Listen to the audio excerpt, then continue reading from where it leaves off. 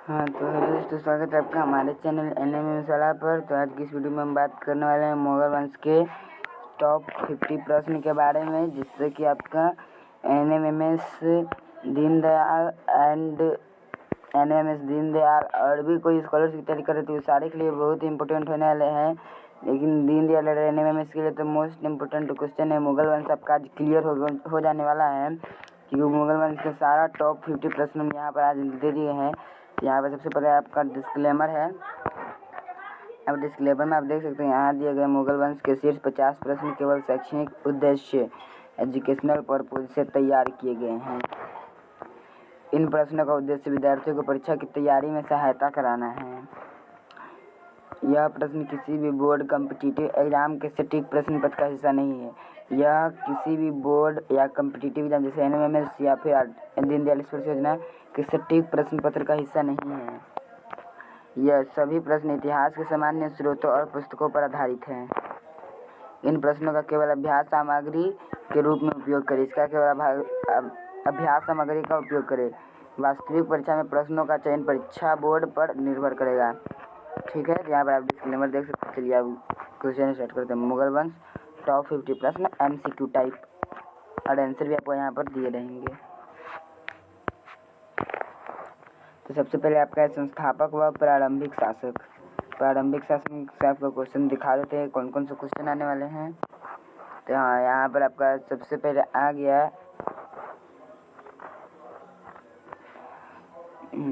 एक मिनट रुक जाइए।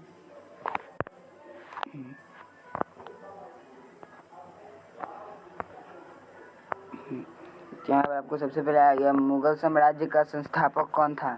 मुगल साम्राज्य का संस्थापक कौन था? ए बाबर, बी अकबर, सी हुमायूं, डी शेरशाह। तो जल्दी बताइए मुगल वंश का संस्थापक कौन था। आपको पता नहीं चाहिए कि मुगल वंश का संस्थापक बाबर था। इसका एक करेक्ट हो जाएगा।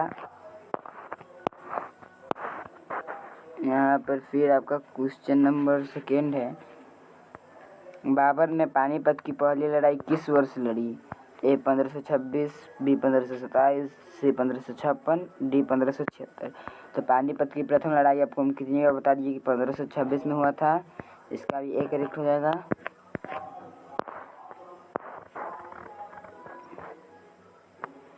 यहाँ पर क्वेश्चन नंबर जूम कर देते हैं ताकि साफ समझ। यहाँ पर क्वेश्चन नंबर 3 है, पानीपत की पहली लड़ाई में बाबर ने किसे हराया था?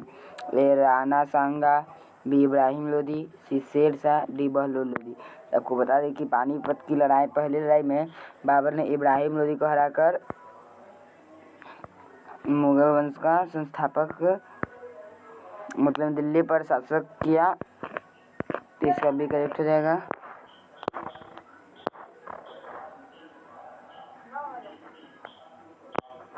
तो जूम कर देते हैं।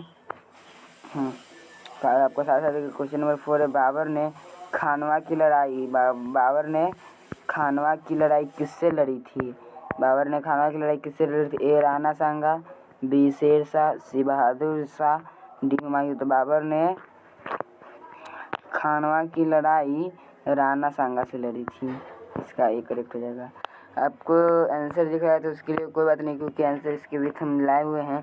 आपको डायरेक्ट लिख लेना है कॉपी पे, जो याद है उसको नहीं लिखना है और जो नहीं याद है उसको कॉपी पे नोट करके याद कर लेना है। ओके, तो यहाँ पर आपका क्वेश्चन, एक मिनट बैक हो जा रहा है बार बार। यहाँ पर आपका क्वेश्चन नंबर 5 है, बाबर की आत्मकथा का क्या नाम है? बाबर की आत्मकथा का क्या नाम है? ए अकबरनामा, बी हुमायूंनामा, सी तुजुक-ए बाबरी, डी शाहजहांनामा। तो बाबर का आत्मकथा का नाम है तुजुक-ए बाबरी, क्योंकि बाबर से बाबरी, इसलिए इसका सी करेक्ट हो जाएगा। C number.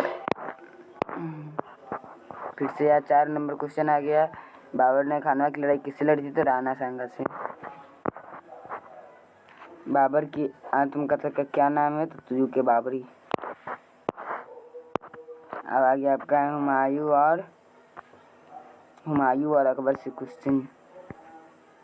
Question number 6, Humayun को किसने पराजित कर भारत से भागने पर विवश किया?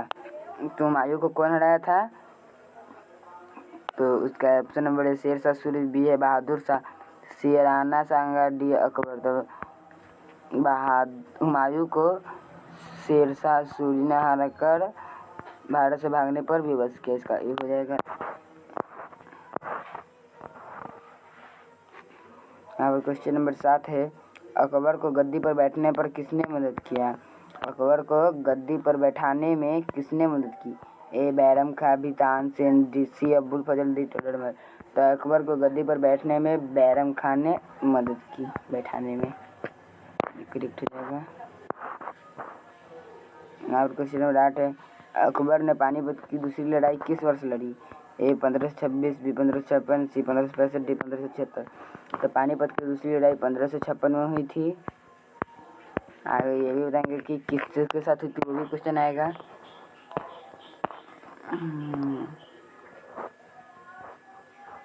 चलिए क्वेश्चन नंबर 14, फतेहपुर सीकरी में किस इमारत का निर्माण अकबर ने कराया? ए बुलंद दरवाजा, बी कुतुब मीनार, सी चार बाग, डी गोल गुम्बज। तो फतेहपुर सीकरी में अकबर ने बुलंद दरवाजा का निर्माण कराया था। एक करेक्ट हो जाएगा। अब क्वेश्चन नंबर 15, हल्दी घाटी का युद्ध कब हुआ? हल्दी घाटी का युद्ध कब हुआ? ए 1556 में तो पानीपत की दूसरी लड़ाई हुई थी, गलत। बी 1576, सी 1586, डी 1605। तो इसका हो जाएगा 1576 में, बी करेक्ट हो जाएगा। यहाँ पर 16 नंबर, अकबर के बाद गद्दी पर कौन बैठा है? ए Humayun, B Jahangir, C Shah Jahan, D Aurangzeb. तो अकबर के बाद अकबर का बेटा जहांगीर बैठा, जिसका बचपन में सलीम नाम था। ओके, इसका ये भी करेक्ट हो जाएगा। यहाँ पर आपका आ गया जहांगीर का असली नाम। क्वेश्चन पूछ रहा है, जहांगीर का असली नाम क्या था? ए नूरुद्दीन मोहम्मद सलीम। तभी आपको बताया करो जहांगीर का बचपन का नाम सलीम था, तो यही नूरुद्दीन मोहम्मद सलीम करेक्ट हो जाएगा।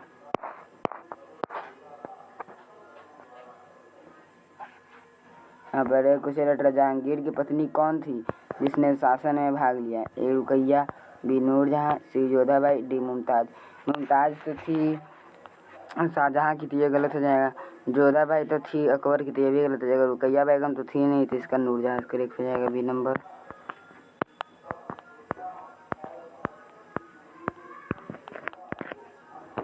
आगे बढ़ते हैं।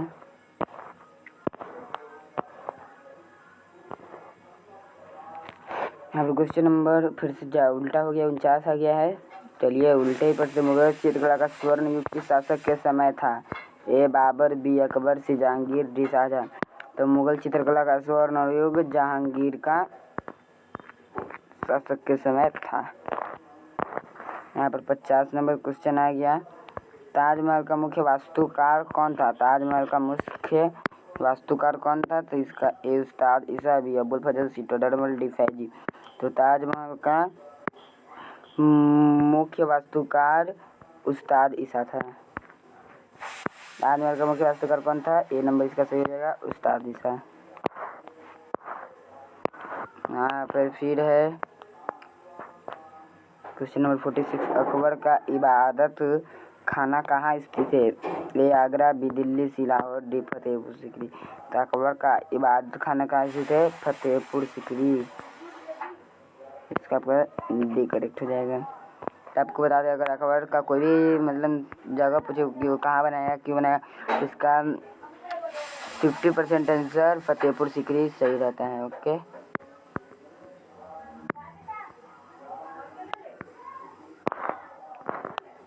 फिर यहाँ पर आपका फिर से आ गया बैक क्वेश्चन नंबर 47,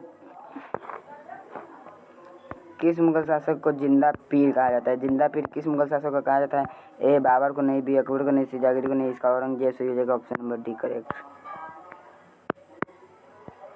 डी इसका करेक्ट हो जाएगा, औरंगजेब को जिंदा पीर कहा जाता है। यहाँ पर आपका आ गया, अकबर की मृत्यु कब हुई थी? ए 1556 में, तो वो पानीपत की दूसरी लड़ाई रहा था और जीता भी था। बी 1582, सी 1605, डी 1707। 1707 में तो वो था नहीं, तो इसका करेक्ट आंसर हो जाएगा आपका 1605, सी नंबर इसका करेक्ट है।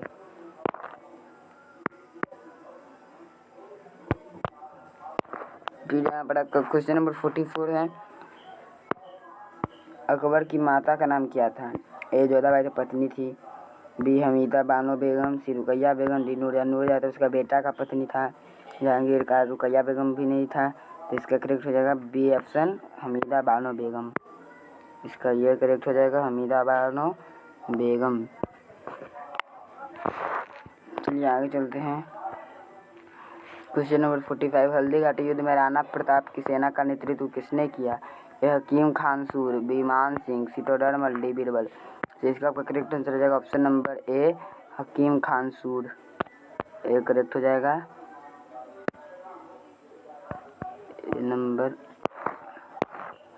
यहाँ पर आपका फिर 46 है। फिर से वही क्वेश्चन रिपीट हो गया। अकबर का इबादत खाना कहाँ स्थित है? तो फतेहपुर सीकरी में। यहाँ पर फिर क्वेश्चन नंबर 41 आ गया। मुगल वंश का अंतिम शासक कौन था? इसका ऑप्शन नंबर ए बहादुर शाह प्रथम, बी बहादुर शाह द्वितीय, सी अकबर द्वितीय, डी शाह आलम द्वितीय। तो इसका करेक्ट आंसर हो जाएगा बहादुर शाह द्वितीय या बहादुर शाह जफर। करेक्ट आंसर हो जाएगा बी। तो यहाँ पर आपका क्वेश्चन नंबर 14 है। बहादुर शाह जफर को 1857 की क्रांति के बाद कहाँ भेजा गया? ए लाहौर, बी आगरा, सी रंगून, डी दिल्ली। तो बहादुर शाह जफर को 1857 की क्रांति के बाद रंगून जेल बर्मा भेजा गया। सी करेक्ट हो जाएगा। यहाँ पर क्वेश्चन नंबर 43, बाबर किस वंश से संबंधित था? ए चोल, बी तैमूरी, सी गुप्त, डी मौर्य।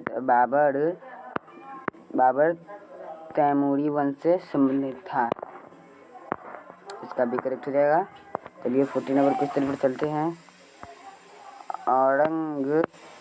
औरंगजेब का शासनकाल कितने वर्षों तक चला? ए 30, बी 40, सी 50, डी 20। तो औरंगजेब का शासनकाल 50 वर्षों तक चला है। देख सकते हैं 1658 से 1707 तक चला है। यहाँ पे फिर से मुगल वंश का अंतिम शासक कौन था? तो बहादुर शाह जफर द्वितीय। यहाँ पर फिर वही क्वेश्चन, बहादुर शाह जफर को 1857 की क्रांति के बाद कहाँ भेजा गया? तो फिर से वही क्वेश्चन, रंगून बर्मा। यहाँ पर फिर आया, दिल्ली का जामा मस्जिद का निर्माण किसने कराया? जामा मस्जिद। तो जामा मस्जिद का निर्माण कराया आपको शाहजहां ने। सी करेक्ट हो जाएगा। फिर यहाँ पर क्वेश्चन नंबर 38, लाल किला किसके द्वारा बनवाया गया? ए अकबर, बी शाहजहां, सी जहांगीर, डी औरंगजेब। तो आपको बता दें कि लाल किला शाहजहां ने बनाया है।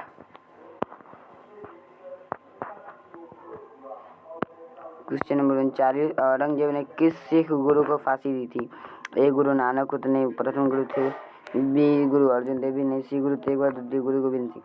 तो गुरु गोविंद सिंह के पिता गुरु तेग बहादुर को उन्होंने फांसी दी थी। क्वेश्चन नंबर यहाँ पर आपका 35 आ गया। जहांगीर ने किस अंग्रेज को व्यापार की अनुमति दी थी? A William Hawkins, B sir Thomas Roe, C Columbus, D captain mister. Jahangir ने सर थॉमस रो को व्यापार की अनुमति दी थी। यहाँ पर फिर से वही क्वेश्चन आ गया। शाहजहां के समय को किस नाम से जाना जाता है? तो आपको बता दें कला का स्वर्ण युग। पीछे भी क्वेश्चन कराए हैं, करेक्ट रहेगा। यहाँ पर क्वेश्चन नंबर 32, अकबर के दरबार में हाथ से विनोद के लिए प्रसिद्ध नवरत्न कौन था? तो ए अबुल फजल, बी बीरबल, सी फैजी, डी टोडरमल। तो अकबर के दरबार में हाथ से विनोद के लिए बीरबल प्रसिद्ध नवरत्न था। अकबर के नवरत्न में 9 आदमी थे, जिसमें एक अबुल फजल थे, एक बीरबल थे, एक फैजी भी थे, शायद एक टोडरमल थे, और रहीम थे और इत्यादि थे। तो लेकिन हाथ से विनोद के लिए प्रसिद्ध थे बीरबल। अकबर के राजस्व मंत्री कौन थे? ए टोडरमल, बी अबुल फजल, सी फैजी, डी बैडम का। तो अकबर के राजस्व मंत्री टोडरमल थे, जो कि दीवान नाम से प्रसिद्ध थे। टोडरमल एक दीवान नाम से प्रसिद्ध थे।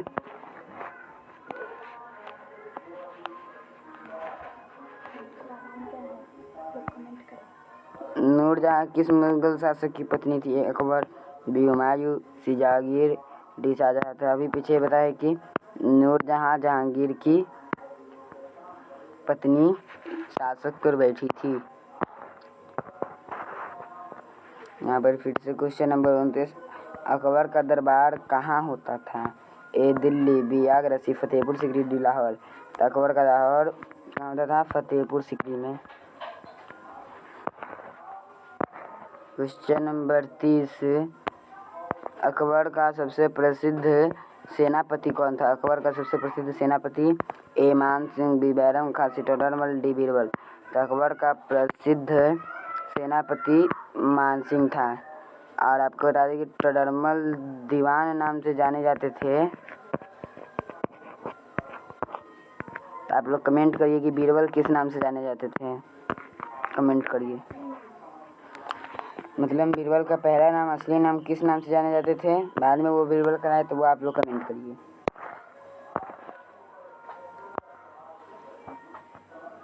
फिर यहाँ पर क्वेश्चन नंबर 31 है, दीन-ए इलाही धर्म का प्रवर्तक कौन था? ए बाबर, बी अकबर, सी जहांगीर, डी शाहजहां।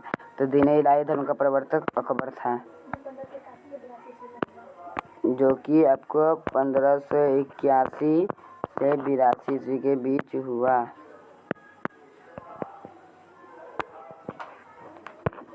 कब हुआ आपका? 1581 से 82 के बीच में। यहाँ पर क्वेश्चन नंबर 26 है, बाबर की मृत्यु कहाँ हुई थी? ए लाहौर, बी काबुल, सी आगरा, डी दिल्ली। तो बाबर की मृत्यु आपको हुई थी आगरा में।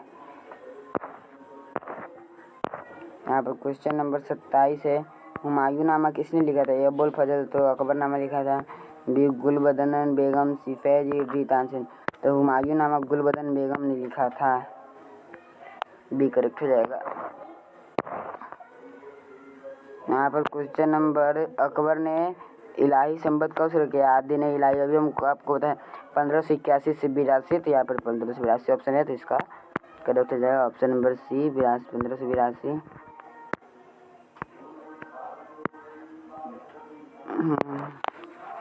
यहाँ पर क्वेश्चन नंबर फिर से आपका बैक आ रहे, तो यहाँ पर 24 नंबर है, औरंगजेब की मृत्यु कब हुई? तो औरंगजेब की मृत्यु 1707, 1717, 1720, 1658। तो औरंगजेब की मृत्यु 1707 में हुई थी। यहाँ पर फिर आ गया, मुगल साम्राज्य के पतन का मुख्य कारण क्या था? धार्मिक असहिष्णुता सही, कमजोर उत्तराधिकारी सही, विशाल साम्राज्य सही, उपरोक्त सभी। तो इसका उपरोक्त सभी सही हो जाएगा।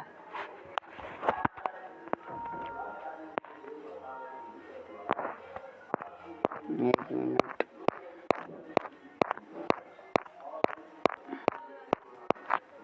यहाँ पर अब आ गए औरंगजेब व उत्तरकाल। औरंगजेब व उत्तरकाल पे आ चुके हैं।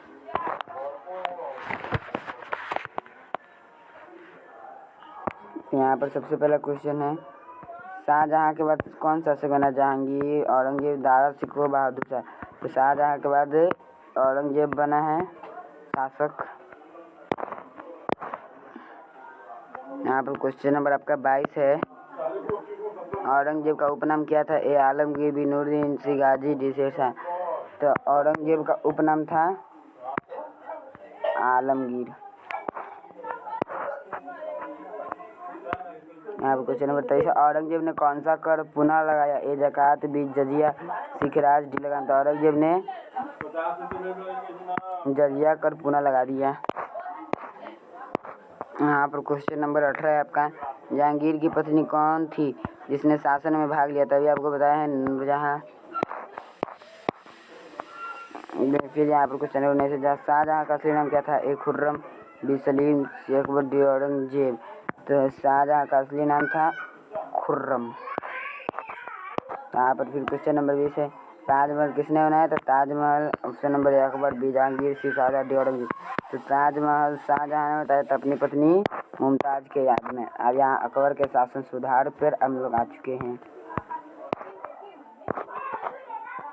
अब क्वेश्चन नंबर 11 है आपका, नहीं चलेगा, अच्छा करिए। अकबर की राजस्व प्रणाली लागू करने वाला कौन था? ए अबुल फजल, बी राजा टोडरमल, सी बैरम खां, डी बीरबल। तो अकबर का राजस्व प्रणाली हम आपको बोल दिए कि अकबर का राजस्व प्रणाली में टोडरमल था, राजा टोडरमल। यहाँ पर आप देख सकते हैं क्वेश्चन नंबर 12, अकबर का दरबारी इतिहासकार कौन था? ए अबुल फजल बितान सिंह बीरबल डिफैजी। तो अकबर का दरबारी इतिहासकार अबुल फजल है, जिसने अकबरनामा की रचना की है। यहाँ पर क्वेश्चन नंबर 13, अकबर के नवरत्नों में कवि कौन था? ए अबुल फजल इतिहासकार था, टोडरमल राजस्व प्रमाणी था, सी फैजी और डिमान सिंह तो अपना वो था सेनापति अकबर का, तो इसका हो जाएगा फैजी। अब फिर वही क्वेश्चन, अकबर ने पानीपत की दूसरी लड़ाई किस वर्ष लड़ी? तो 1556 में। यहाँ पर क्वेश्चन है, पानीपत की दूसरी लड़ाई अकबर ने किसके विरुद्ध लड़ी? हेमचंद्र, इब्राहिम लोधी, बहादुर शाह, राणा प्रताप। तो इसका करेक्ट आंसर हो जाएगा हेमचंद्र यानी हेम। क्वेश्चन नंबर 10, अकबर ने किस नीति से हिंदू मुस्लिम एकता स्थापित की? धार्मिक सहिष्णुता, सुलह, एक कुल, भूमि सुधार, अकबरनामा। तो भूमि सुधार से तो कुछ होगा नहीं, तो इसका करेक्ट आंसर हो जाएगा सुलह एक कुल, बी करेक्ट आंसर हो जाएगा इसका। यहाँ पर आपको हम पूरा क्वेश्चन करा दिए, टॉप 50 क्वेश्चन, यहाँ की उल्टा सीधा करा के, लेकिन हम आपको टॉप 50 क्वेश्चन करा चुके हैं। यहाँ पर आप देख सकते हैं 1 से चालू हुआ था और पेपर उल्टा हो गया था, लेकिन आपको मुगल वंश का पूरा क्लियर कर दिए है, मुगल वंश पूरा क्लियर कर दिया है। आपको मुगल वंश से कोई भी क्वेश्चन आएगा तो आप लोग नहीं छोड़ पाइएगा, क्योंकि सारा क्वेश्चन करा दिए मुगल वंश से। मुगल वंश आपका कंप्लीट हो गया। नेक्स्ट वीडियो में हम लाएंगे प्रसिद्ध यात्री सब, इसलिए चैनल को सब्सक्राइब कर ले। और आपको हम लोग बता दें, लास्ट में शुरू में नहीं बताए हैं कि कल शायद 28 तारीख को कितना बच्चे ने कमेंट किया था कि इसका एग्ज़ाम है, ये एग्ज़ाम है दीनदयाल स्पर्श योजना का। तो हमने क्वेश्चन भी मांगा था, नंबर भी दिया था अपना क्वेश्चन भेजने के लिए, फिर भी एक भी क्वेश्चन है हमने आंसर की के लिए लाइव का टाइमर भी सेट किया था, तो वो लाइव हम हटाने जा रहे हैं क्योंकि क्वेश्चन ही नहीं आया है, इसलिए वो लाइव हम हटाने जा रहे हैं। और अगर आज आपका एग्ज़ाम है तो आज आप भेजिएगा, तो फिर हम आज भी आपका क्वेश्चन आंसर की लाइव में ला देंगे, लेकिन क्वेश्चन आपको भेजना होगा हमारे नंबर 86 035 46 991, 86 035 46 991, जो कि डिस्क्रिप्शन में भी आपको नंबर मिल जाएगा। तो इस पर आपको, अगर आपका आज भी दीनदयाल स्पर्श योजना का एग्ज़ाम है तो आपको भेजना है, आपका मुगल वंश से एक भी क्वेश्चन नहीं छूटेगा। तो चलिए, धन्यवाद।